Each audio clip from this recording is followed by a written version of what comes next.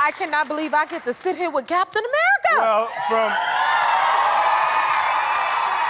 from the way it is, believe me, it's way more bigger of a deal that I'm sitting here with you. Oh, wow. Look, I told my sisters say I don't never tell them nothing. So, I sent in the group text, I was like, I'm doing Jennifer Hudson. They're like, oh my God, record yourself dancing out.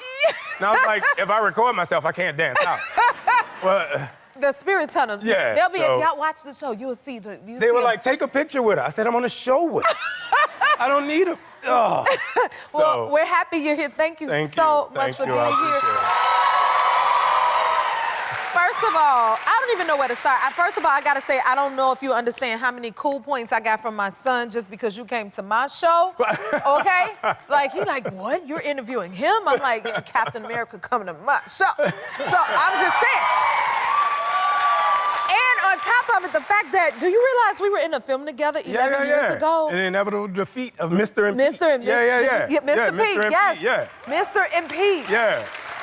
Wow, that's crazy. Yeah. You've had such an amazing career. Thank you. And then to see you, okay, so tell us this, because you got a dope life too. This past weekend, you was at the Daytona 500. Yes, I've been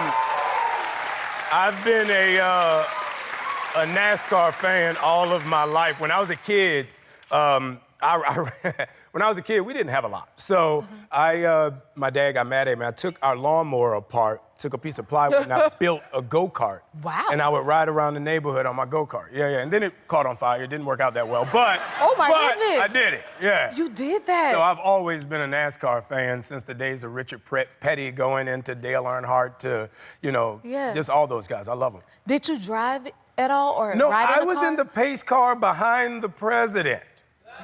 So I didn't get to drive the car, but I tried to go and get in a car, and it didn't work out that well. A lot of security. Okay, look, we understand that. And then Mardi Gras, you're from New Orleans, huh? Yeah. 7 Wall, Vascoville, Gentilly. Come on. Yeah. I remember going to the Mardi Gras growing up. I got to peek in there a little bit. So, like, what do you look forward to with the traditions of Mardi Gras? Well, Mardi Gras is usually the beginning of crawfish season. So you got to hit the crawfish just right or you're going to get little bitty ones.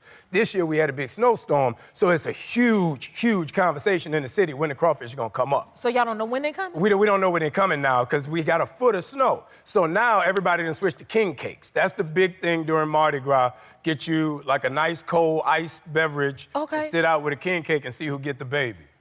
So do you have any advice for like first-timers for Mardi Gras? Mardi Gras can be what you want it to be. If you want to go to the French Quarter and get some beads off the balcony, ladies, you can do that. Okay. Fellas, if you want to go buy some nice beads and stand on the balcony, you can do that. If you want to visit great restaurants, like New Orleans is the only city in the world where you can get a 5-star meal from a gas station or Emerald Lagasse.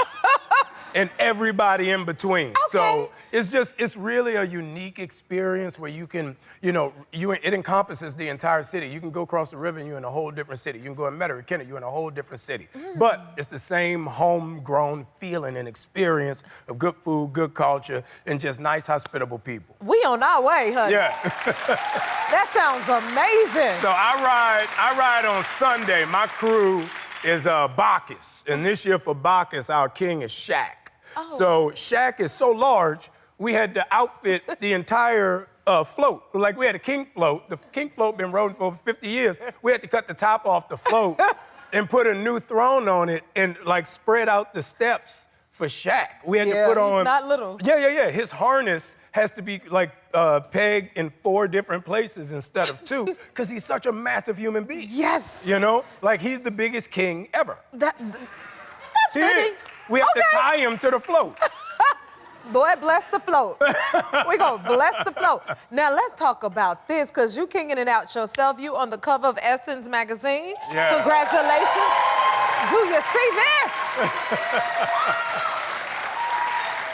Okay, Anthony. It's always been a goal of mine to be on the cover of Essence. And this is the digital cover, but, growing up, it was like Essence, Jet, all Black Ebony. Enterprise, Ebony, those magazines meant something in my house, So it's a huge honor to say that I'm on the cover of Essence. Yes, you are. Yeah. Congratulations. It's going to inspire so many more. Yeah. Now, typically, Marvel superheroes become the sexiest man alive, too. Yep. And if Paul Rudd can get it, I am a shoo-in. Uh-oh. There you go. Is that your pitch right there so you can get the cover of the sexiest man? We gonna campaign for that? Well, I mean, these dudes had like 2 or 3 movies under their belt. Okay. So if I don't get it this year, I should be up next year, you know. That's right. You know. I'm with you. There's a whole lot of interesting characters floating around out there this year. But next year, I'm putting my foot down. I'm doing a campaign. I'm doing a campaign. You better work that cover, I'm doing too. a campaign. Now, let's talk about Captain America, Brave New World. Congratulations. Your first film as Captain America and Right. executive producer. Tell Right. us about it. It was an amazing experience. I mean, going into it, you know, there were so many different hiccups and bumps and things that came along the way. People forgot. Like, we had a writer strike. We had an actor right. strike. We went into this right out of COVID. So it was just so many different things that got in the way of this movie starting, then going into production, then the writer strike happening the day we wrapped for a year. We were out of work for a year. Then after a year, we had to go back and finish the movie. But I'm just excited for people to see it. It's a good movie. Yes, yes. Yeah. Woo, this is amazing. Yeah, it's a fun movie. Woo. And you've been in 9 Marvel projects in 10 years? Yeah. But how does your body feel? Don't that mean you gotta stay, like, fit? Oh, no. So I did this amazing thing. I bought it's basically a trash can and cut the top off it, and I fill it with ice, and I get in it every day. That works? Oh, my God. If you don't know about the cold plunge, look, get you a kiddie pool from, like, Walmart for $20 and put it out, and, like, because in the winter, like this past winter when it was freezing, I just go and jump in the pool for 5 minutes and then get out of the pool and get in the house. But that cold plunge, it really helps your body regenerate. It helps your muscles heal from a hard workout. It helps you with inflammation. It helps you with your joints. It helps with everything. And then I started doing, what's that? No, not yoga. You know the Pilates? thing. Pilates. Pilates. And that If you ain't seen nothing funny in your life, get a middle-aged black man and put him in Pilates. I'ma tell you, I ain't know these hips could You're do that, funny. but I was doing Pilates, then a cold plunge, everything right. Okay. And you in trouble. we got our regimen. We gonna get into this thing. Yeah. So we can look like Captain America when we do that. That's it, man. You gotta see me naked. I'm on Uh-oh. fire. Oh, he said. I'm on fire right now. I am so proud of myself. Oh my goodness. And you've been hopping out of planes with the U.S. service members? Yeah. What? So Sam Wilson, Captain America, he's a member of the 58th Airborne out of Nellis Air Force Base. So I had the bright idea, thinking they would never say yes. Why would you throw the star of your movie out of an airplane? Right. They said yes. So, so the 58th is a very special group of guys. Those guys are search and rescue. So if you get stranded or hurt behind enemy lines, they jump in and bring you out.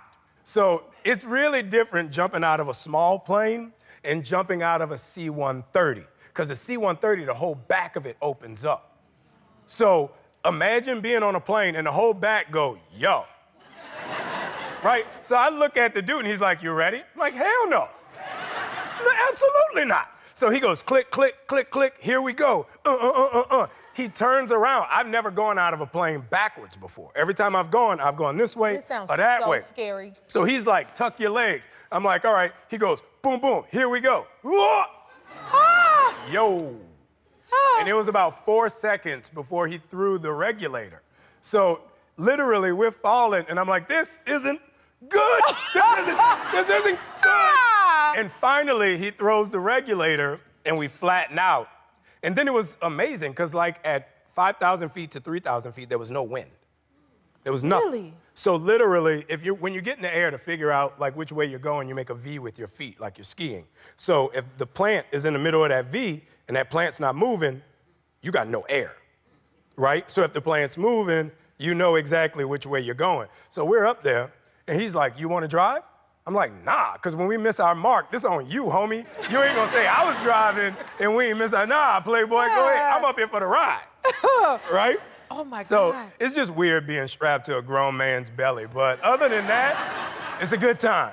This is superhero talk, because we all like, huh? So you know the internet has a lot of questions about you, and we want to get the answers to those questions today, okay? Oh boy, here we go. You ready for this? Here we go.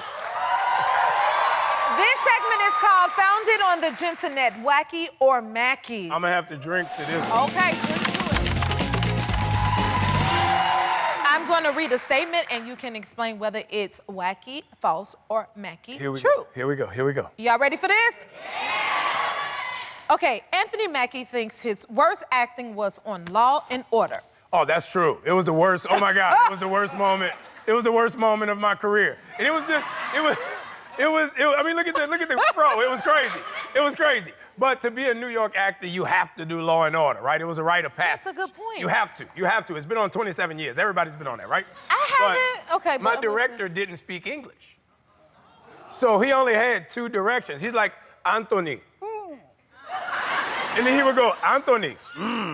So that was all of his direction. If it wasn't for Vince, the dude next to me, like he came in after I was so bad in the first scene. He's like, Anthony, I'm gonna step in. And he directed me like an amazing director, amazing actor, and saved my performance. Yeah, but that first scene, ooh. This is hilarious. Okay, bad. I got another one. Anthony Mackie once crashed a 13-year-old's birthday party. That's a funny story. You did? Yeah. I didn't try to. It was a bar mitzvah, okay? I was going to the gym. The lady said, go down the hall to the left. You'll see some double doors. Go through the double doors. There's a gym. I say, bet. So I walk through, boom, boom, boom, going to the gym, feeling good, baby oiled up. I go through the double doors, and there's a kid on stage with his name and neon lights, right? He has a band. It's like 200 other kids. And he looks at me, and he goes, Dad, you got me Papa Doc. So, it's customary in bar mitzvah tradition that you get the kid like a special guest. And I don't know who it was supposed to be, but I showed up. And the kid ran down and he was like, battle me. And all these other little kids in yarmulkes are like, battle, battle. So we ran up on stage and he did like the illest little Canadian Jewish rap for like 5 minutes. And then he said, now tell these people something they don't know about me.